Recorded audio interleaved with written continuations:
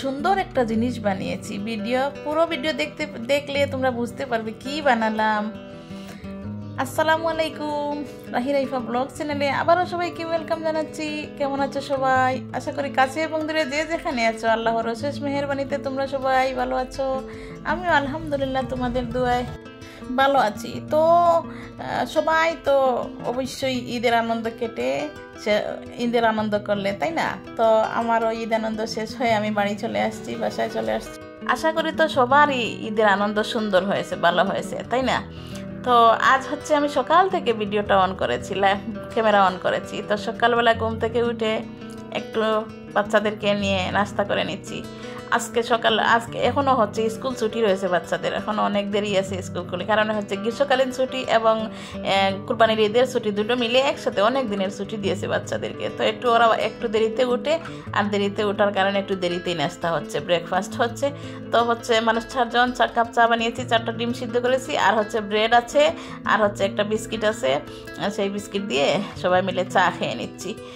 তো খাওয়া দাওয়া সকাল থেকেই হচ্ছে ক্যামেরা অন করছি, কারণ হচ্ছে আমরা যারা ইউটিউব করি না তারা কি কন্টেন্ট পাই না, তাই একটু সকাল থেকেই ভিডিও ক্যামেরা অন করা লাগে আর কি। সব কিছু মিলেই সারাদিন কি করি সব তো আর তুলে ধরতে পারবো না, কারণ হচ্ছে ভিডিও লম্বা হয়ে যাবে, তোমাদের বিরক্তি লাগবে দেখতে। তো একটু ক্লিপ করে একটু তোমাদেরকে দেখাই।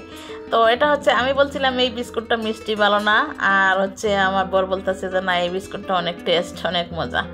তো নাস্তা পানি খাওয়ার পর আমি মেশিনে বসে পড়লাম, একটা কাজ করব। তোমাদেরকে বলছি না আমি একটা কি বানাই তোমাদেরকে দেখাবো। ছোট ছোট টুকরা কাপড় দিয়ে, দেখতেই তো পাচ্ছ ওগুলো ছোট ছোট টুকরা কাপড় আমি একসাথে করে জয়েন করে নিয়েছি। এখন আমি আবার জয়েন দিচ্ছি।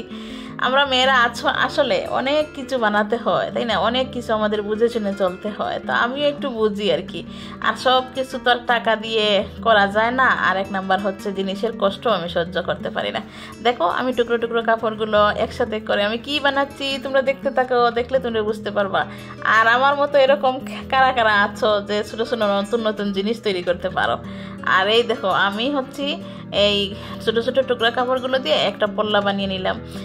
এরকম করে আমি 4টা পল্লা বানাবো। পল্লা বানিয়ে 4টা পল্লা একসাথে করে আমি একটা কি বানাই তোমরা দেখো। তো হচ্ছে 2টা একসাথে দিচ্ছি, কারণ কি জানো, একটু শক্ত হওয়ার জন্য, একটু ভালো হওয়ার জন্য। 2টা একসাথে করে 4টা পল্লা বানিয়ে আমি 2টা একসাথে করে দিচ্ছি। তো এই 2টা একসাথে করতেছি, আরও 2টা একসাথে করে নেব, এরকম করে। আর আমি হচ্ছে রান্নাঘরে হোক আর আমার যে কোনো ব্যবহারের জিনিসপত্র যদি ভালো না হয়, ব্যবহারে যদি সুবিধা না হয়, তাহলে আমার ভালো লাগে না, আমার খুব খারাপ লাগে। তো সব মিলিয়ে আমরা মেয়েরা আর কি সব কিছু, আমরা নারী, আমরা পারি, আমরা সব কিছু করতে হয়।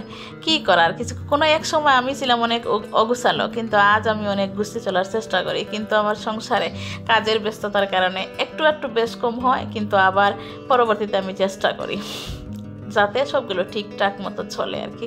তো এই দেখো আমি কি বানিয়েছি, তোমাদেরকে বলছিলাম না আমি কি বানাবো। দেখো আমি কি বানিয়েছি, এটা একটা ব্যাগ। কিন্তু তোমরা বলতে পারো এই ব্যাগটা দিয়ে কী করবে আপু? দেখো আমি এটা দিয়ে কী করি। এটা হচ্ছে খুব শক্ত ব্যাগ হয়েছে, কারণ আমি 4 পল্লা একসাথে দিয়ে আমি বানিয়েছি। দেখো এখানে আমি একটা লোহা গেঁথে নিয়ে লোহার মধ্যে ঠানিয়ে রেখে দিলাম। নিয়ে ওগুলো কি রাখতেছি দেখতেই তো পাচ্ছ, ওগুলো হচ্ছে পলি। কারণ হচ্ছে আমাদের গৃহিণীদের সব সময় পল্লির দরকার আছে। সবচেয়ে বেশি দরকার কি জানো, ডাস্টবিনের মধ্যে আমি দেই। ডাস্টবিনের মধ্যে পল্লি না দিলে ডাস্টবিন পরিষ্কার প্রতিদিন করা যায়, প্রতিদিন তো আর ধোয়া যায় না। সেজন্য আমি একটা পলি দিয়ে পলির ভিতরে আমি ময়লাগুলো রাখি, রাখার পর পলিথিন চেঞ্জ করে নেই। এই দেখো আমি পলিগুলো, পুরাতন যে পলিগুলো আছে ওগুলো আমি রেখে দিয়ে এইভাবে রেখে দিলাম। আর এই ব্যাগটা আমি কোথায় রেখেছি জানো? এই ব্যাগটা আমি রেখেছি আমার রান্নাঘরের দরজার চিপায়। দরজার চিপায় তো সাধারণত দেখাও যায় না, আর সাধারণত দরজার চিপায় আমাদের কোনো কাজও নাই, তাই না? সেই জন্য আমি এই যে দরজার চিপায় রেখে দিয়েছি। যখন আমার দরকার হবে একটা পলিথিন বাইর করবো, আবার যখন দরকার হবে আমি পলিথিন রেখে দিতে পারবো, কোনো সমস্যা নেই। তো সব কাজ শেষেই তো আমাদেরকে খাওয়া দাওয়া করতে হবে, তাই না? তো ঈদের অনেক খাওয়া দাওয়ার পর একঘেয়েমি খাওয়া হয়ে গেছে, আর ভালো লাগে না। তো ভাবলাম একটু অন্যরকম খাওয়া দাওয়া করি। তো আজ আমি কি করব জানো? পাট শাক ভাজি করব। পাট শাক রান্না তো খাইলাম, পাট শাক ভাজিটা খেয়ে দেখি না। আমি খেয়েছি অনেকবার, এবার ভাবলাম তোমাদের সাথে একটু শেয়ার করি। পাট শাক ভাজি খাওয়ার পর এত বেশি টেস্টি লাগে, যারা খাও না একটু খেয়ে নিও। আর জানি না কে কীরকম রান্না করো, আমরা আসলে সবাই রান্না পারি, কারণ আমরা মেয়েরা, মেয়ে জাতি। বিয়ের আগে যে তো একটু অগোছালো থাকলেও যখন আমাদের সংসার জীবন হয় তখন আমরা গুছিয়ে উঠি এবং সব কিছু সব কিছু আমরা পারি, শিখে যাই। তো এইভাবে আমি পাট শাকটা ধুয়ে পরিষ্কার করে একটা ফ্রাই প্যানের মধ্যে দিয়ে এর মধ্যে কাঁচামরিচ এবং পেঁয়াজ এবং লবণ তিনটেই দিয়ে সিদ্ধ করে নিয়েছি। ও খুব তাড়াতাড়ি রান্না হয়ে যায়। যদি কারো সময় শর্ট থাকে পাট শাক রান্না করে নিয়ে তাড়াতাড়ি দেখবে খুব তাড়াতাড়ি হয়ে যাবে। তো পাট শাকটা সিদ্ধ হওয়ার পর আরেকটা ফ্রাই প্যান বসিয়ে নিয়েছি। ফ্রাই প্যানের মধ্যে দিয়ে দিলাম এখন তেল, দিয়ে এখন আমি একটু নেড়ে চেড়ে ফ্রাই প্যানের চতুর্দিকে তেলটা দিয়ে দিচ্ছি। পাট শাক রান্না করতে এত বেশি অল্প সময় লাগে, খুব ভালো লাগে আর কি। যদি পেটে খিদে থাকে তাহলে ভাত রান্না বসিয়ে দিয়ে তার সাথে সাথে পাট শাক বসিয়ে দিলে আরেকটা চুলা দিয়ে দেখা যায় ভাত হওয়ার আগে পাট শাক হয়ে যাবে ইনশাল্লাহ। তো এখন আমি মরিচগুলো কেটে কেটে ছোটো ছোটো করে নিয়ে একটু ভেজে নিয়ে তারপর এর মধ্যে রসুন কুচি দিয়ে দিলাম। রসুন কুচিটা লাল হওয়া পর্যন্ত আমাকে অপেক্ষা করতে হবে। পাট শাকের মধ্যে অনেক পানি দেওয়া যাবে না সিদ্ধের মধ্যে। পাট শাকটা এমনিতে ধুয়ে যদি আপনি ফ্রাই প্যানের মধ্যে রেখে দেন দেখবেন অটোমেটিকলি সিদ্ধ হয়ে যাবে, পানি না দিলেও চলবে। পানি দিলে হবে না, কারণ এই শাক অনেক পিছলা এবং অনেক নরম, তাড়াতাড়ি সিদ্ধ হয়ে যায়। এখন আমি রসুন সব ভেজে আবার শুকনো মরিচটা ভেজে আমি এখন শাক দিয়ে ভালো করে নেড়ে ছেড়ে মিশিয়ে নিচ্ছি। আর একটু অপেক্ষা করতে হবে আমাকে, ভালোভাবে নেড়ে ছেড়ে দিতে হবে। কারণ কি জানো, অজুহাতে ওই অল্প আছে দিতে হবে যাতে শাকটা পুড়ে না যায়, এবং আস্তে আস্তে নেড়ে ছেড়ে যাতে সব দিকে তেল জাল যেন একসাথে, তেল জাল সব কিছু যেন একসাথে, লবণ সব যেন একসাথে হয়ে যায়। কারণ হচ্ছে পাট শাকটা দলা দলা হয়ে যায়, সেজন্য খুব ধীরে ধীরে এগুলা করে নিতে হবে। তো পাট শাক হয়ে গেছে, এখন আমি বেগুন ভর্তা করে নেব। বেগুনটা আমি অলরেডি সিদ্ধ করে নিয়েছি। বেগুনগুলো ছিল ছোটো ছোটো, আমার ছাদ বাগানের ছাদের গাছে বেগুন ছিল। তো বেগুনগুলো হচ্ছে খুব কচি এবং হচ্ছে ছোটো ছোটো বেগুন। তারপরে আমি ওগুলো সিদ্ধ করে নিয়েছি, পানি দিয়ে সিদ্ধ করে নিয়েছি। এখন আমি মরিচ ভেজে নিয়েছি, পেঁয়াজ ভেজে নিয়েছি, নিয়ে এখন আমি দেখো বেগুনগুলো আমি ভেঙে নিচ্ছি। বেগুনের উপরে চামড়া অতটা ধরে নাই, কারণ হচ্ছে বেগুনগুলো হচ্ছে খুব নরম কচি ছিল, খুব কচি ছিল। আর একটা দুটো বেগুন হয়তো একটু শক্ত হয়েছিল, বাকি সবগুলো বেগুন একটু নরম, এখনও বিচি হয় নাই।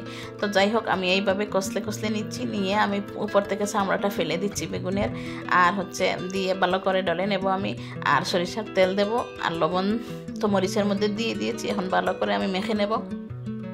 একঘেয়েমি খাওয়া হয়, তো আসলে ঈদের পরে তো অনেক মাংস টাংস খাওয়া হয়, তারপর দেখা যায় একঘেয়েমি হয়ে গেছে। আর সেজন্য একটু এইভাবে যদি খেয়ে নেই তাহলে অনেক ভালো লাগে, অনেক তৃপ্তি লাগে। আসলে মাংস ভাত, মাছ ভাত সব কিছুর চাইতে ভর্তা ভাত টেস্ট হয়, কিন্তু ভর্তাটা করতে একটু সময় লাগে আর কি। আর ভর্তা করতেও একটু সময় লাগে, আর মনে হয় কি ভর্তা ভাত। তো আসলে ভর্তা ভাত টেস্ট অনেক বেশি। ভর্তা ভাত করতে একটু সময় লাগে এবং কিন্তু খেতে খুব টেস্ট। তো আলহামদুলিল্লাহ আমার বেগুন ভর্তা হয়ে গেছে, আর পাট শাক ভাজি, এই দুটো মিলে আজকে আমার খাওয়া দাওয়া। তো তোমরা আমার ভিডিওটি ফুল ওয়াচ করে দেখবে। ভিডিওর মধ্যে কোনো ভুল ভ্রান্তি হলে আমাকে কমেন্টের মাধ্যমে জানিয়ে দেবে। আজকে এই পর্যন্তই, আল্লাহ হাফেজ।